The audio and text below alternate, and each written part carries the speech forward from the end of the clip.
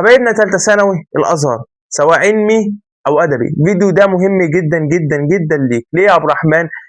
هقدر أقول لك الفيديو ده في خلال 5-6 دقايق بإذن الله. هقول لك تعمل إيه ليلة الامتحان لو أنت ما ذاكرتش حاجة خالص، مع إنكم ذاكرتوا أنا عارف والله، بس أنا بتكلم من نقطة الناس ما بعد كده. يعني هم لو ما ذاكروش حاجة خالص الفيديو ده هيسمعوه هيطلعوا منه هيقفلوا 90 درجة بتاع أول يوم امتحان إن شاء الله. هنعمل ايه يا ابو الرحمن؟ شوقتنا، عايزين نعرف. طبعا بعد ما عملت المعسكر بتاع الازهر الفيديو ازاي تستغل اخر 7 ايام، جاء مشاهدات كتير وناس كتير اتفاعلت وناس كتير حكت لي مشاكل وناس كتير كانت مراكمه وناس ما بداتش اصلا. انا كنت مستغرب ازاي ما بداوش وازاي فطلع في ظروف كتير عند ناس.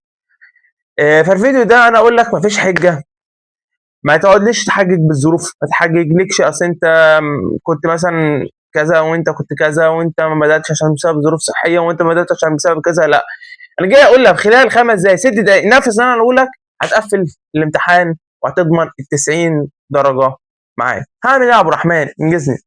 انا جاي اقول لك يا بطل، بالنسبه للطلاب الازهر هيمتحنوا يوم السبت القادم ان شاء الله، هيمتحنوا ماده القران والحديث، من افضل المادتين بالنسبه لي ومن اسهلهم.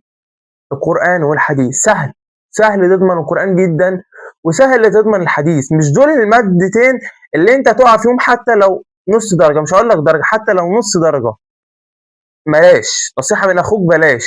عايزك العرب والشرع اذا انا عودتكم تكونوا ضامنينه. طب يا عبد الرحمن انا بتلخبط، انا مش عارف هعمل ايه، انا مش عارف انظم وقته، دي جات لي كتير، انا مش عارف ابدا منين اصلا. مشكله الازهر مش بيعرفوا يبداوا منين، لو عندهم تراكم كتير ما بيعرفوش يبداوا منين، مش عارفين ينظموا. يعني جات لي كميه رسائل قسما بالله، كميه رسائل رهيبه، ورديت على الكل واتاخرت على الناس لان غصب عني يا جدعان انا عايز ارد عليكم كلكم وانا ارد عليكم بنفسي، ما بخليش حد يرد عليكم. مش بقول للتيم يرد عليكم، ده كانت اسهل لي، بس لا انا عايز اعرف مشكله كل واحد عشان اعرف اتكلم واطلع لكم. نرجع لموضوعنا ليله الامتحان وهنعمل ايه يا عبد الرحمن. انا في خلال 5 دقايق هقول لك تاني ليله الامتحان ازاي تقفل ال 90 درجه بكل سهوله. ليله الامتحان عندنا يا شباب ويا بنات هتبدا من يوم الاربعاء الفجر، اللي هو صباح امتى؟ يوم الخميس. يبقى هنصلي الفجر اللي هو بتاع يوم الخميس وهنيجوا من الفجر بالنسبه للشباب. اما البنات كده كده بتصلي في البيت. هنمسك ايه؟ هنمسكوا القران. تعال بس ندردش شويه حوالين القران. كلنا ضامنينه. في ناس بالذات بتوع الازهر بيتلخبطوا في القران كتير، ما بيعرفوش يحفظوا. بيحصل لهم عايزين اللي يكمل لهم، مثلا بيكتبوا ايه عايزين اللي يكملوا ايه بعدها عشان هم يكملوا، او يقول لهم اول الايه عشان هم يكملوا. دي مشكله ازهر كتير. انا هقول لك ان شاء الله كده كده القران الكريم بتاعنا من 40 درجه، 30 درجه تحريري و10 شفوي.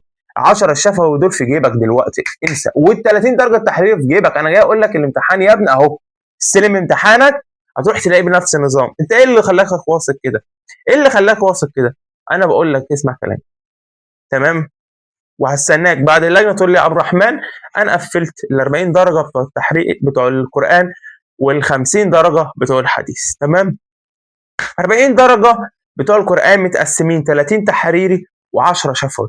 ال 30 التحريري دول متقسمين منهم ل 22 درجه على ايه؟ قول لي كده على ايه؟ على البقره وآل عمران اللي هم اللي عليه، تمام؟ ال 22 درجه متقسمين على ايه؟ على البقره وآل عمران.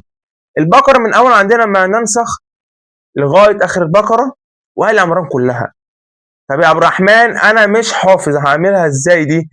لا بص بقى، يوم الخميس هتخليه يوم قران زائد حل امتحانات خفيفه. زائد ايه؟ حل امتحانات خفيفه. لايه يا عبد الرحمن؟ للحديث. والله اسمع كلامي وامشي بالنظام ده هتكسب، هتقفل.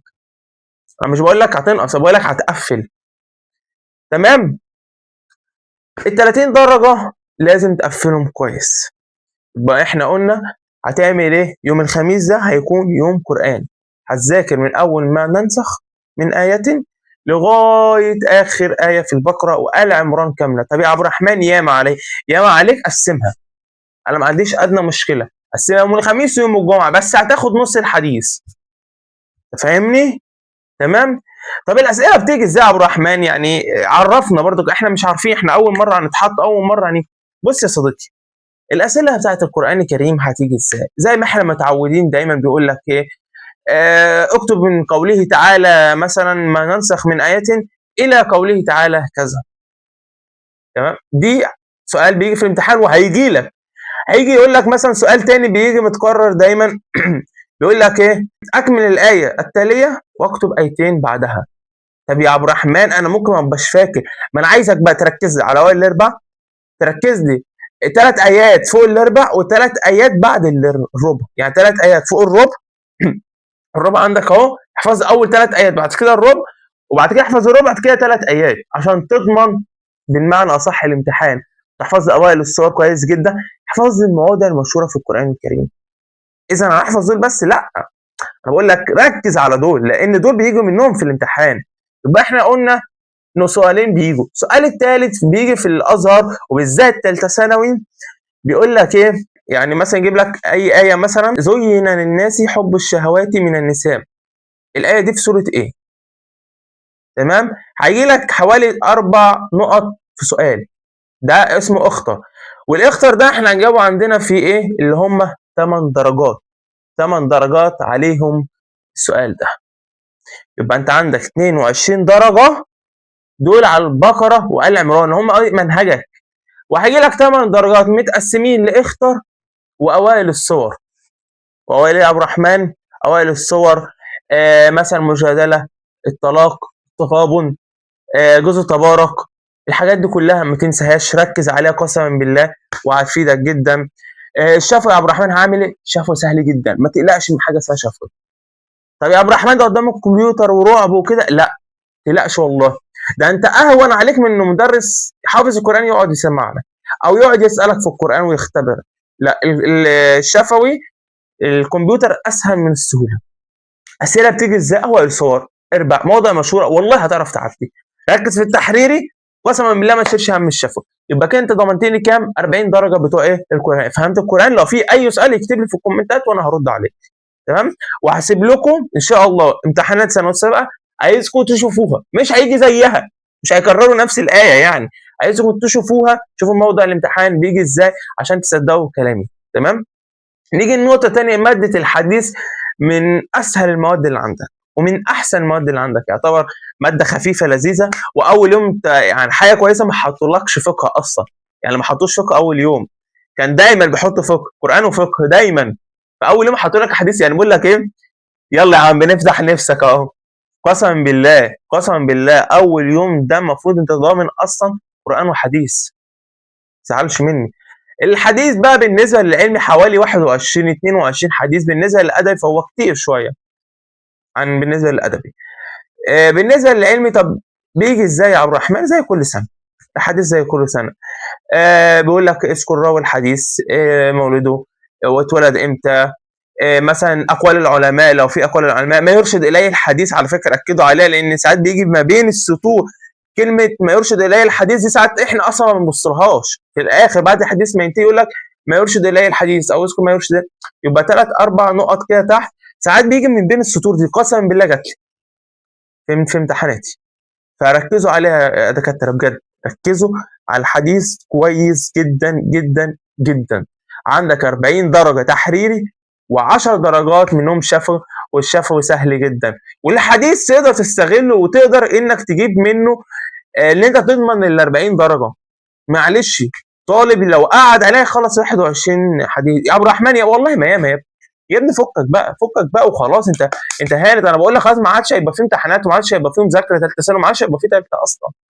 خلاص يا وطن، عايزك تخش اول يوم، يعني انا اقول لكم برضو هتعملوا في اللجنه اول ما تخشوا تستلموا ورقتكم ان شاء الله وتقعدوا، مش عايز توتر، معلش بيبقى في 10 دقايق كده في الاول توتر وخوف، بس بعد كده عايزك تهدى، اهدى خالص، مالكش علاقه بحد، ما تبصش وراك، ما تبصش جنبك، قلمك قدامك، قول مثلا بسم الله، شوف انت تبدا ازاي، قول اذكارك بسم الله كده، وابدا لي في الورقه، تحط بياناتك، تستنى ورقه الاسئله بتخش لك، ورقه الاسئله دخلت لك، قول بسم الله وابدا حل امتحانك. مالكش علاقه بحد، ولا تبص لحد، ولا تكلم زميلك، مالكش علاقه بحد. خش حط اللي في دماغك في الورقه واطلع كده. خليك برنس في نفسك. عايزك تتعامل اليوم ده ببرود. برود، تعامل ببرود بجد. لا توتر ولا خوف ولا قلق ولا اي حاجه. عايزك يوم الجمعه هتنام لي بدري علشان تعرف تركز الصبح.